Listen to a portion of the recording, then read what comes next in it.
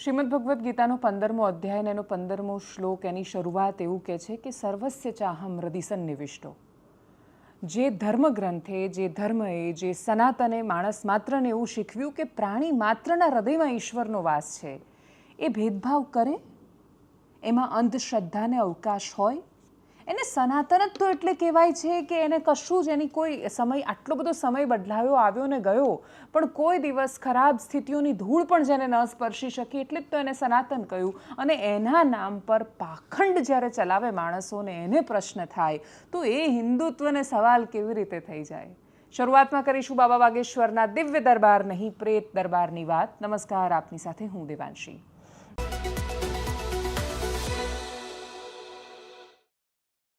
બાબા બાગેશ્વર આવે ને વિવાદ ન થાય એવું બનવાનું નથી, અને એટલે જ સીધા મુદ્દા પર શું થયું રાજકોટમાં. રાજકોટમાં બાબા બાગેશ્વરનો દિવ્ય દરબાર ભરાયો. દરબાર ભરાય એ પહેલાં જ વિજ્ઞાન જાથા, અંધશ્રદ્ધાની સામે લડતા માણસોએ બધાએ વિરોધ ઉઠાવવાની શરૂઆત કરી. તો એ દરબાર તો ભરાવાનો હતો, ભરાયો. પરસોત્તમ પીપળિયા સહિત રાજકોટના જે નાગરિકો વિરોધ કરી રહ્યા હતા, એમણે કહ્યું કે અમે ત્યાં જઈને અમે પ્રશ્ન કરવા માંગીએ છીએ. બાબાએ તો ત્યાં સુધી એવું કહ્યું કે એમનું ડાયપર ભીનું થઈ જશે, એ પ્રકારની ટિપ્પણીઓ થઈ, પણ એમને જવા ન દીધા. એમને કહ્યું કે પોલીસે રોક્યા કે તમે જશો તો ત્યાં કાનૂન વ્યવસ્થાનો પ્રશ્ન થશે. એના પછી બાબા બાગેશ્વરે દિવ્ય દરબારના નામે ત્યાં ભર્યો પ્રેત દરબાર, જેમાં અજાણ્યા લોકો, મહિલા, બાળકો એ બધા જ સામેલ હતા. અને પછી અચાનક બધા ધૂણવા માંડ્યા. ધૂણતા ધૂણતા એક બહેન નિયંત્રિત થયા. એ પત્રકારોના આયોજકો સાથે પહોંચ્યા, બધાની સાથે ઝપાઝપી કરવા માંડી.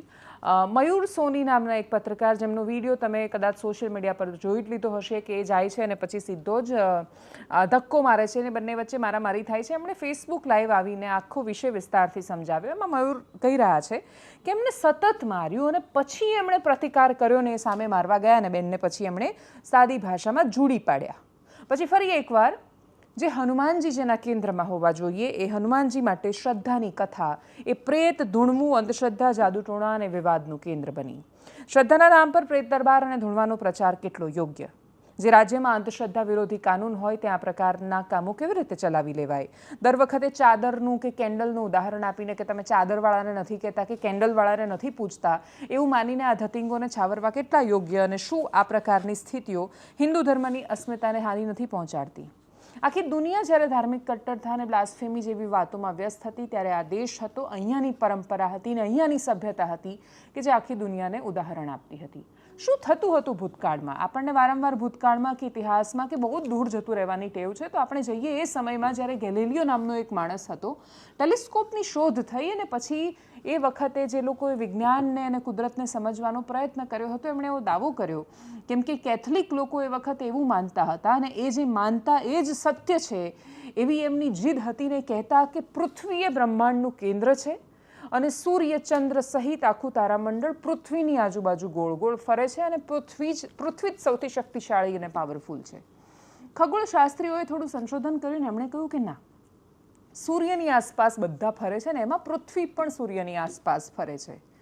જેવો આ સવાલ કર્યો એમણે કહ્યું, તું ઈશનિંદા કહેવાય. આ તો ઈશ્વરે જે કહ્યું છે એમાંથી જે લખીને આવ્યું છે એ આપણા ગ્રંથોમાં લખેલું છે, અને ગ્રંથોમાં લખેલી વાતથી તમે કશુંક વિરુદ્ધ કહી રહ્યા છો ને એટલે તમને અધિકાર જ નથી જીવવાનો.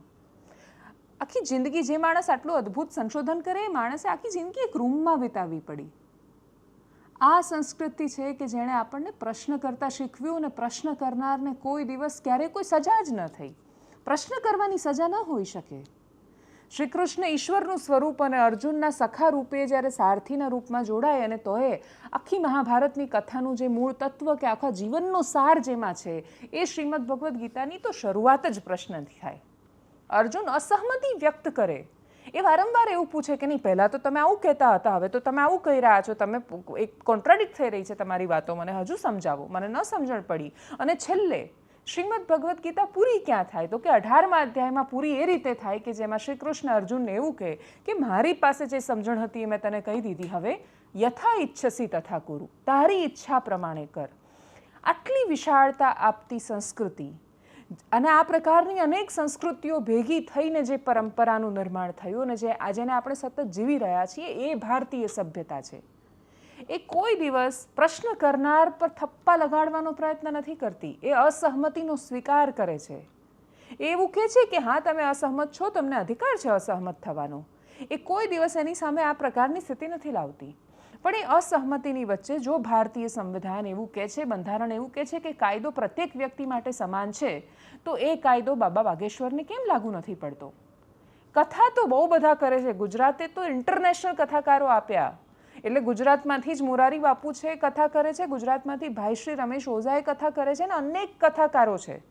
અને જે કથાકારો આખી દુનિયામાં વખણાય છે, સંભળાય છે અને જીવાય છે એમની વાતો ઘણા ખરા સંદર્ભે. પણ એ ગમે તે કરે, ગમે તેટલા વિવાદો પણ એમની સાથે સંકળાય, તો પણ મોટા ભાગના કિસ્સાઓમાં અંધશ્રદ્ધા ફેલાવવાનું કામ નથી કરતા. એ શ્રદ્ધાને દ્રઢ બનાવીને માણસને વધારે માણસ બનાવવાનું કામ કરે છે. મનુષ્યની અંદરનું મનુષ્યત્વ વધારે જગાડે એટલો તો પ્રયાસ હોય છે ઈશ્વરની વાતો કરીને. દરેક કથાકાર કથાના અંતે સમજાવવાનો પ્રયત્ન કરે છે કે ઈશ્વર તારી અંદર છે, તારા હૃદયમાં છે. કોઈ પ્રેતોના દરબાર નથી ભરતા. ગુજરાત રાજ્યમાં અંધશ્રદ્ધા નિર્મૂલન કાનૂન આવ્યું છે. હાઈકોર્ટે ટકોર કરી, રેશનલિસ્ટ ખૂબ બધું લડ્યા. અનેક વર્ષોથી અનેક લોકોએ એની સામે લડત આપી અને લડતના અંતે પરિણામ એ મળ્યું. એ પરિણામની વચ્ચે બહુ જ બધી ઘટનાઓ થઈ. તમને જો 2022નો કિસ્સો યાદ હોય તો ધાવાગીરમાં 14 વર્ષની છોકરીને સગ્ગા મા બાપે બલિ ચડાવી દીધી, કેમ કે ફોઈના ઘરે છોકરો નહોતો જન્મતો. એટલે ફોઈના ઘરે પુત્ર જન્મ થાય એમ માનીને 14 વર્ષની દીકરીની બલિ આપી દીધી અંધશ્રદ્ધાના નામ પર. એ જ શ્રદ્ધાના નામ પર રાજકોટના જસદણ પાસે એના 1 વર્ષ પછી વિંછિયા પાસે એક કપલ, એક દંપતી, એણે ઈશ્વરના ચરણોમાં આવનારો જન્મ હશે ને આવનારા જન્મમાં બહુ બધી સુખ સંપત્તિને વૈભવ મળશે એમ કરીને એણે પોતાના ગળા કાપીને હવનકુંડમાં ફેંક્યા, પોતાની બલિ આપી દીધી. શ્રદ્ધા અને અંધશ્રદ્ધા વચ્ચેની ભેદરેખા આટલી ભયંકર હોઈ શકે? ગાંધીજીની બહુ સરળ વ્યાખ્યા હતી. મહાત્મા ગાંધી એવું કહેતા કે જે શ્રદ્ધાથી કોઈને નુકસાન નથી થતું એનાથી કોઈને વાંધો ન હોવો જોઈએ, પણ જે શ્રદ્ધા ધૂણતા લોકોને મારવા લાગે એનાથી તો વાંધો હોવો જોઈએ. બાબા બાગેશ્વર આવીને સરસ મજાની તમે સનાતનની વાતો કરો, તમે હનુમાનજીની ભક્તિ પહોંચાડો લોકો સુધી, ક્યાં કોઈને સવાલ થાય છે? આટલી કથાઓ થાય છે, કોઈને સવાલ નથી થતો. બાબા બાગેશ્વર દરેક વખતે વિવાદોનું કેન્દ્ર એટલે લઈને આવે છે કેમ કે પહેલા દિવસે આવ્યા મોટાભાગના અનેક માણસો એવા હતા કે જે વિજ્ઞાન જાથાને બાકીના રેશનલિસ્ટને કહી રહ્યા હતા કે ભાઈ દરેક કથામાં તમને શું વાંધો છે? કોઈ વ્યક્તિ પોતાની મરજીથી, કોઈ યજમાન પોતાના ખર્ચે કથા કરાવે છે, લોકો આવે સાંભળવા અને ભગવાનની વાણીના એ પેલા દિવ્ય રસનું પાન કરીને પોતાના ઘરે જઈને એની શ્રદ્ધા સુદૃઢ બને તો તમને વાંધો શું છે? વાંધો એના પછી ભરાતા પ્રેત દરબારોથી છે. વાંધો એમના ચિઠ્ઠી ઉપાડવાથી અને એ ચિઠ્ઠીમાં રહેલી સામેવાળાની શ્રદ્ધાથી નથી. એ જાદુ કરે કે એમની પાસે કોઈ દિવ્ય ચમત્કારિક શક્તિ હોય, જેને જે માનવું હોય એ માને. જો એનાથી કોઈને નુકસાન ન થાય તો પ્રશ્ન જ ક્યાં છે? કોઈ બધાના અધિકાર છે, જે મન ફાવે એમ બધો ધંધો કરે છે, તો એ જે પ્રકારે ઈચ્છે એ પ્રકારે કામ કરી શકે છે. એમાં ક્યાં કોઈના પેટમાં દુખવાની વાત છે?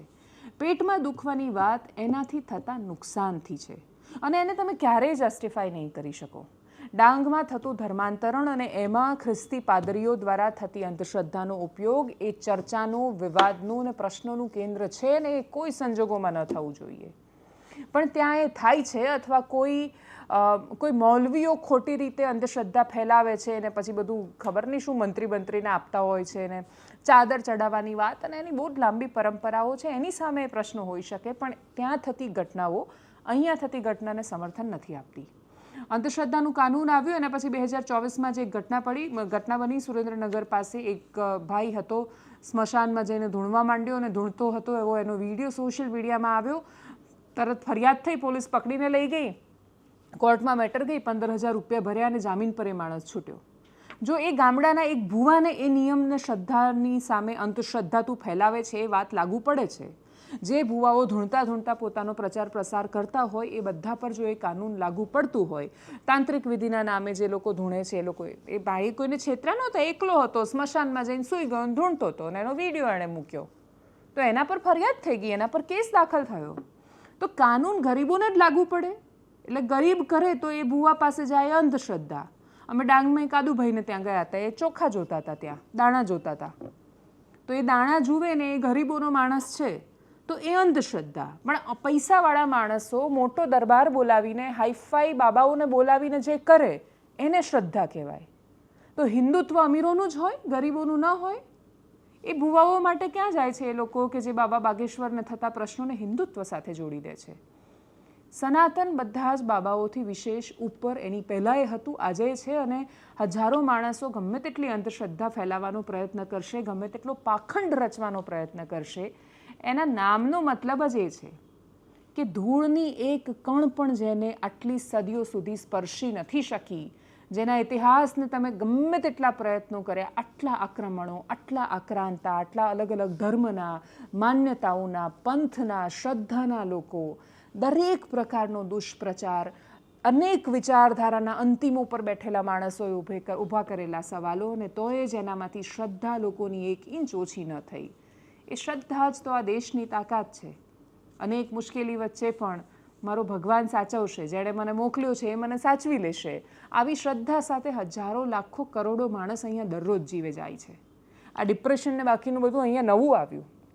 આ સંસ્કૃતિનો એટલા માટે એની પરંપરા નહોતી કેમ કે અહીંયા તો સંપૂર્ણ રીતે સમર્પિત જીવન જીવતા માણસો હતા, એવી પૂરી શ્રદ્ધા સાથે કે મારા ભાગમાં આવેલું કામ કરીને મારે આગળ વધી જવાનું છે, જેણે મને મોકલ્યો છે એ જોવાનું જ છે. આપણે તો આજે કીડીને કણને હાથીને મણ ઈશ્વર આપી જ દે છે, એવી શ્રદ્ધા સાથે જીવીએ છીએ. આટલી સુંદર શ્રદ્ધા સાથે જીવતા માણસોને એ આખી પરંપરા કોઈ એક બાબાને આધીન કે આશ્રિત નથી. જો એ દિવ્ય દરબારના નામે પ્રેત દરબાર ભરતા રહેશે તો આ પ્રશ્નો થતા રહેશે. આગળ વાત કરીએ રિઝર્વ બેંક ઓફ ઇન્ડિયાની ખૂબ ગંભીર સમાચારની, કેમ કે એના આધાર પર એવી સંભાવનાઓ છે કે આપણા ખિસ્સા પર ભાર પડી શકે છે. આરબીઆઈએ ચાલુ નાણાકીય વર્ષ 2026-27 માટે સરેરાશ મોંઘવારીનો દરનો અંદાજ 4.7% જે હતો એ વધારીને 5.1% કરી દીધો છે. સૌથી વધારે અસર ઓક્ટોબરથી ડિસેમ્બર એટલે આ દિવાળી અઘરી રહેવાની છે.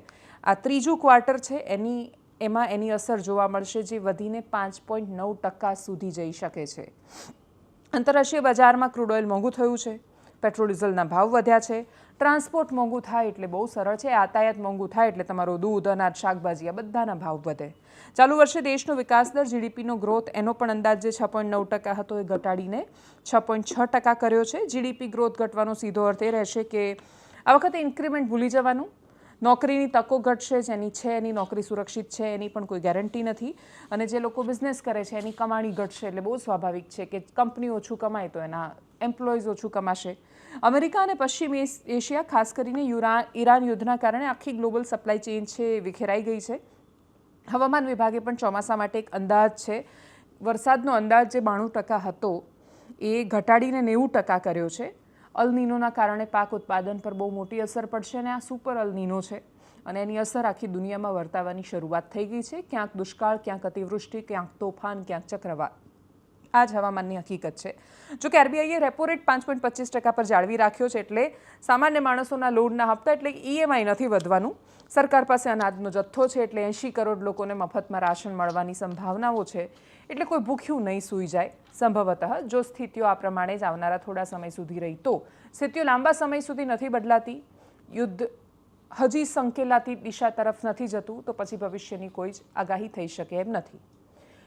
હવે આખો વિષય બહુ જ મહત્વનો, ઈરાન ઇઝરાયલના મુદ્દા પર જતા પહેલાં કે યુદ્ધની સ્થિતિ શું થશે એ સમજતા પહેલાં મહત્વની વાત એ છે કે શું મિડલ ક્લાસ તૈયાર છે આ સ્થિતિ માટે?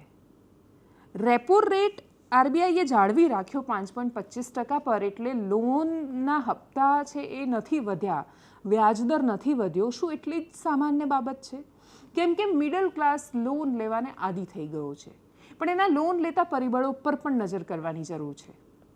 જે જનરેશન, ઘણા બધા તમે એવા સમાચાર જોતા હશો ને, દરરોજ અમે સાંભળીએ છીએ એવી ઘટનાઓ. 25 વર્ષના છોકરાને 70 લાખનું દેવું થતાં નર્મદાની કેનાલમાં એણે ઝંપલાવ્યું. 20 વર્ષનો છોકરો 10 લાખનું દેવું થઈ ગયું. તો વિચાર આવે કે 20 વર્ષના છોકરા, એટલે હું જ્યારે 20 વર્ષની હતી ત્યારે 200 રૂપિયા માંગવા અઘરા પડતા હતા ઘરે, એટલી સરળતાથી મળતા નહોતા. 100 રૂપિયા પોકેટ મની એ બહુ જ સારી રકમ ગણાતી હતી. તો જે વખતે પોકેટ મની અને પોતાના કમાયેલા રૂપિયામાંથી માંડ પોતાનું ગુજરાન ચલાવવું એ સિદ્ધાંતો હતા, એવા લોકોને 20-20 લાખના દેવા કેવી રીતે થઈ જાય છે? જવાબ છે રાતોરાત અમીર બનવાની આકાંક્ષા. ઇન્સ્ટાગ્રામ અને બાકીની દુનિયાએ, સોશિયલ મીડિયાએ આકાશ હવે ખુલ્લું મૂકી દીધું છે. હું બહુ જ સરળતાથી એ જોઈ શકું છું કે અનંત અંબાણીની લાઇફસ્ટાઇલ કેવી છે. એ પટેક ફિલિપની ઘડિયાળ પહેરે છે. હું બહુ સરળતાથી એ જોઈ શકું છું કે નીતાબેનના હાથમાં કેટલા કરોડનું પર્સ છે. હું બહુ જ સરળતાથી સેલિબ્રિટીઝ કઈ બ્રાન્ડના કપડાં પહેરે છે, કઈ બ્રાન્ડના શૂઝ છે, કઈ બ્રાન્ડની ઘડિયાળ છે જોઉં છું, એમની લાઇફસ્ટાઇલ જોઉં છું. અને માત્ર સેલિબ્રિટીઝ નહીં, આસપાસના અનેક માણસો કે જે પોતાનું સુખ વ્યક્ત કરવા ઇન્સ્ટાગ્રામ પર આવે છે, એ પોતાના વેકેશનમાં એ જ્યાં રોકાય છે, 5 સ્ટાર રિઝોર્ટ, એ બધું જ જ્યારે મૂકતા હોય છે ત્યારે સ્વાભાવિક રીતે દરેક માણસ એવું ઈચ્છે છે કે અમે ભલે મિડલ ક્લાસ જન્મ્યા, મિડલ ક્લાસ મરીશું નહીં, અને એટલે જ રસ્તો શું અમીર થવાનો, તો કે રાતોરાત અમીર થઈ જઈએ. કેવી રીતે પૈસા કમાવાય, તો કે શેર માર્કેટનો ડેટા કહી રહ્યો છે આઈપીઓનો અતિશય ક્રેઝ છે. તમને દર બીજું માણસ તે આઈપીઓ ભર્યો એ પ્રકારની ચર્ચા કરતું દેખાશે. છેલ્લા 1 વર્ષનો ડેટા કહે છે કે માત્ર 50% આઈપીઓ જ પ્રીમિયમ સાથે ખુલ્યા. એટલે કે જો તમે એપ્રોક્સ 15,000 રૂપિયા જે જતા હોય, એટલે 15,000 રૂપિયાનો આઈપીઓ તમે ભર્યો છે, તો માંડ 50% આઈપીઓ એવા હતા કે જે પ્લસમાં ખુલ્યા. અને એટલે જ તમારી 5 દિવસ 1 અઠવાડિયું લોક થયેલી રકમ 15,000 તમે રૂપિયા જો ભર્યા હોય, તો 50% કિસ્સામાં એ 15,000ના તમને મહત્તમ 20,000 કે 25,000 મળ્યા હશે.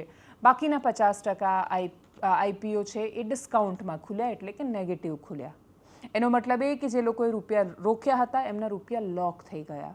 15,000ના 7,000 ક્યારે થઈ ગયા કોઈને ખબર જ ન પડી. બધાને જેમ તમારે આઈપીઓ ભરીને 15,000ના 30,000 કરી નાખવા છે, રાતોરાત અમીર થવું છે, એમ કંપનીવાળાને રાતોરાત અમીર થવું છે. અને એટલે જ કોઈ બિઝનેસના પ્લાન નથી, કશું જ ગ્રાઉન્ડ પર નથી. કાગળ સેટ કરતા જાઓ, કાગળ પર બધું બનાવતા જાઓ, આઈપીઓ લોન્ચ કરી દો, આઈપીઓ લોન્ચ કરીને બજારમાંથી રાતોરાત કરોડપતિ થઈને પછી ઉઠી જાઓ. અનેક કંપની આ કરી, એટલે કંપનીવાળાને રાતોરાત કરોડપતિમાંથી અરબોપતિ બની જવું છે, સામાન્ય માણસને 1000માંથી લાખ પર પહોંચી જવું છે, લાખવાળાને કરોડ પર પહોંચવું છે, અને બધાને શોર્ટકટથી પહોંચવું છે. અને એટલે જ એકની ટોપી બીજાના માથા પર, એ રીતે પોન્જી સ્કીમની જેમ આખું માર્કેટ ચાલી રહ્યું છે. છેલ્લે મરે કોણ છે? તો એ 20-25 વર્ષનો છોકરો કે જે લોન ને હપ્તા લઈને માર્કેટમાં ગયો. માર્કેટમાં ગયા પછી ખાલી આઈપીઓ ભરતો હતો તોય ચિંતા ઓછી હોત. આંકડો કહે છે કે 2019માં એનએસસીમાં જે લોકો ઇન્વેસ્ટ કરતા હતા એમાં 30 કરતાં ઓછી ઉંમરના લોકો 33% હતા. 2019માં જ 23% હતા. 2019માં જ આ આંકડો બહુ મોટો હતો. 2024-25માં 30 કરતાં ઓછી ઉંમરના 40% કરતાં વધારે લોકો છે. સ્ત્રીઓ પણ એમાં આવી ગઈ, છોકરીઓ પણ આવી ગઈ. એટલે 40% કરતાં વધારે લોકો જે એનએસસીમાં શેર માર્કેટમાં ઇન્વેસ્ટ કરી રહ્યા છે એ એકદમ યંગ લોકો છે. 30 વર્ષ કરતાં ઓછી ઉંમર છે એમની. એમને શું અનુભવ માર્કેટનો, તો કે કશું જ નહીં, તો કરે શું છે? જેને અનુભવ ન હોય તો એસઆઈપીથી શરૂઆત કરે ને માર્કેટમાં રોકવાની. કોઈ એસઆઈપી નહીં, સીધા એફએનઓમાં ઇન્વેસ્ટ કરે છે. 80% લોકો એફએનઓમાં ટ્રેડિંગ કરે છે, એમાંથી 93% લોકો માઇનસમાં છે. છેલ્લા 1 વર્ષનો ડેટા કહે છે કે 93% લોકો નુકસાનમાં છે. છેલ્લા 1 વર્ષમાં નહીં, છેલ્લા 5 વર્ષથી કોવિડ શરૂ થયો તો અત્યાર સુધી, એટલે કોવિડમાં જેણે રોકાણ કર્યું એ વખતે એ પૈસા કમાયા. ખરાબ સમયમાં જેની પાસે થોડા ઘણા રૂપિયા હશે, એણે એ વખતે લાખ રૂપિયા રોક્યા હશે, તો અત્યારે એના 5 લાખ થયા હશે. બાકી એના સિવાય કોવિડ પછીના વર્ષોમાં આર્થિક સ્થિતિ દુનિયાની બહુ ખરાબ છે. ગ્લોબલ માર્કેટ ક્યાંય સ્થિર નથી થયા. ભારતીય શેર માર્કેટ તો એમ પણ ખરાબ હાલતમાં ચાલી રહ્યું છે. ફોરેન ઇન્વેસ્ટર્સ વેચવાલી કરીને ભાગી રહ્યા છે. રાતોરાત બધા એકસાથે હજારો કરોડ રૂપિયા ઉઠાવી લે, માર્કેટ ક્રેશ થાય છે. અને એ ક્રેશને પ્લસને કયા કારણથી શું થયું એ ન સમજી શકતો છોકરો, 30 વર્ષથી ઓછી ઉંમરનો છોકરો જે ન્યૂઝ પણ ખાલી ઇન્સ્ટાગ્રામ પર જુએ છે, એ એફએનઓમાં ટ્રેડિંગ કરવા જાય તો શું થાય? પણ શું દુનિયા સ્થિર થવા જઈ રહી છે? શું દુનિયા ઈચ્છે છે કે સ્થિર? તો એનો જવાબ ના છે. શું થઈ રહ્યું છે? તો કે યુદ્ધ ચાલી રહ્યું છે, પીસાઈ રહ્યું છે દુનિયાભરનો મિડલ ક્લાસ. આ માત્ર ભારતીય મધ્યમ વર્ગની કહાની નથી, બધી કહાની સરખી છે. સરળતાથી મળતી લોન અને જલસાની જિંદગી જીવવા ટેવાયેલો મિડલ ક્લાસ હવે સાવ હલવાઈ ગયો છે. આઈફોનના હપ્તા, ઓલરેડી આઈફોન તો પૈસા હોય કે ના હોય, આઈફોન તો હોય જ છે. અને એ પણ સરસ પેલો ઓરેન્જ કલરવાળો જે નવો આવ્યો જ મોટા ભાગે યુવાન છો તો એ જ હોય હાથમાં. એટલે હપ્તેથી લીધેલી ટીવી, ફ્રીજ, એ બધાનો બોજ અલગ. ઈરાને ફરી પ્રતિકાર કર્યો, ઇઝરાયલ પર સીધો હુમલો કર્યો. ટ્રમ્પ માટે ફરીથી સાબિત થયું શેઠની શિખામણ ઝાંપા સુધી.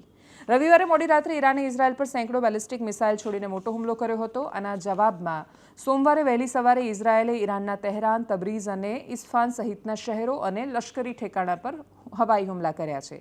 ઈરાને દાવો કર્યો છે કે ઇઝરાયલ દ્વારા લેબનોનની રાજધાની બેરૂતમાં કરાયેલા હુમલાના જવાબમાં આ ચેતવણીરૂપ મિસાઇલથી અટેક કરાયો હતો.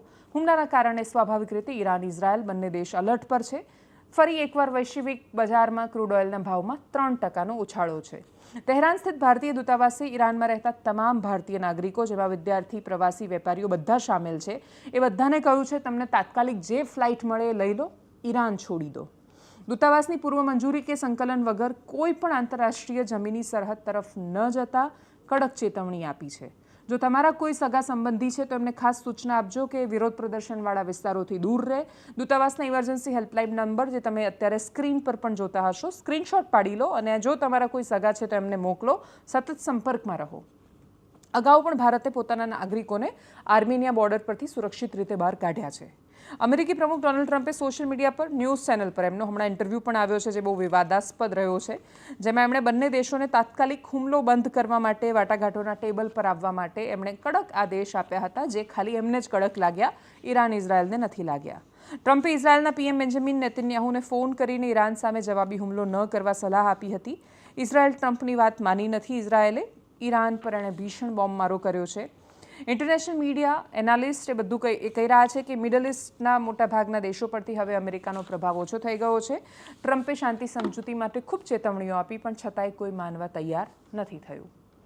બહુ જ સ્વાભાવિક છે કે તમે યુદ્ધ શરૂ કરાવીને પછી તમને ખબર પડે કે હવે આ તો હાથમાં નથી રહ્યું ને એનાથી વિશેષ હા અમારે તો ચૂંટણી આવી ગઈ, મિડ ટર્મ ઇલેક્શન્સ આવ્યા અને મારી સ્થિતિ ખરાબ છે, તમને સમજાય, તમને ખબર પડે કે મિડલ ક્લાસ તો તમારા દેશનો પરેશાન છે, ઈએમઆઈ પર તો એ પણ જીવી રહ્યો છે, એની એ કાર લોન પર લીધેલી છે, ને એસી છે, ને ટીવી છે, ને ફ્રીજ છે, ને દૂરથી જોઈએ તો લાઈફસ્ટાઈલ બહુ જ અદ્ભુત લાગી રહી છે, વેકેશન્સ પણ હવે તો ઈએમઆઈ પર થાય છે.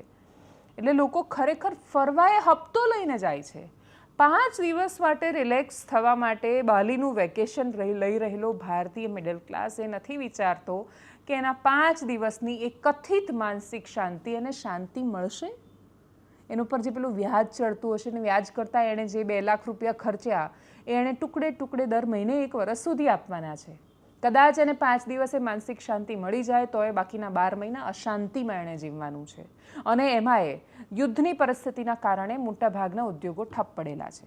આ ઠપ પડેલા ઉદ્યોગમાં ક્યાં સુધી ઉદ્યોગો કોઈ પણ પ્રકારના બિઝનેસીસ એ નુકસાન કરતાં ચાલશે. એક દિવસ એવું થશે કે લે ઓફ આવશે અને જ્યારે છટણી થાય, જ્યારે અચાનક નોકરી જતી રહે ત્યારે રસ્તો નથી રહેતો. અને છટણી થાય છે ત્યારે કંપનીની પણ મજબૂરી હોય છે, એમ્પ્લોઈઝની પણ મજબૂરી હોય છે. અને આ સ્થિતિમાં આ દરેક પરિસ્થિતિ માટે જવાબદાર કોણ? તો કે ડોનાલ્ડ ટ્રમ્પ. આ બહુ સરળ જવાબ છે, પણ એ ચોક્કસ જવાબ નથી હોતો. અને એટલે જ દરેક દેશની સરકારો પ્લાનિંગ કરી રહી છે. અલ્નીનોને લઈને વૈશ્વિક હવામાન સંસ્થાએ બધા જે પ્રભાવિત થવાના છે, પ્રશાંત મહાસાગર અતિશય ગરમ થયો છે, અલ્નીનો સુપર અલ્નીનો થવાની પૂરી સંભાવનાઓ છે, એની શરૂઆત પણ થઈ ગઈ છે. દુનિયાભરની સરકારોને હવામાન સંસ્થાઓ ચેતવણી આપી ચૂકી છે કે તૈયાર રહેજો, આ વખતે ખેડૂતને તમારી મદદની જરૂર પડવાની છે, મિડલ ક્લાસને પણ તમારી મદદની જરૂર પડવાની છે. અને એટલે જ આ વખતે પેલો છેલ્લે કન્યાની કેળે બધો ભાર એમ કરતાં તમે ખેડૂત અને મધ્યમ વર્ગ બેમાંથી એક પર પણ ભાર નથી નાખી શકવાના, કેમ કે બધા એટલી હદે ઝૂકેલા ને તૂટેલા છે કે સહેજ વધારે પડતો ભાર અને એ તૂટી જશે.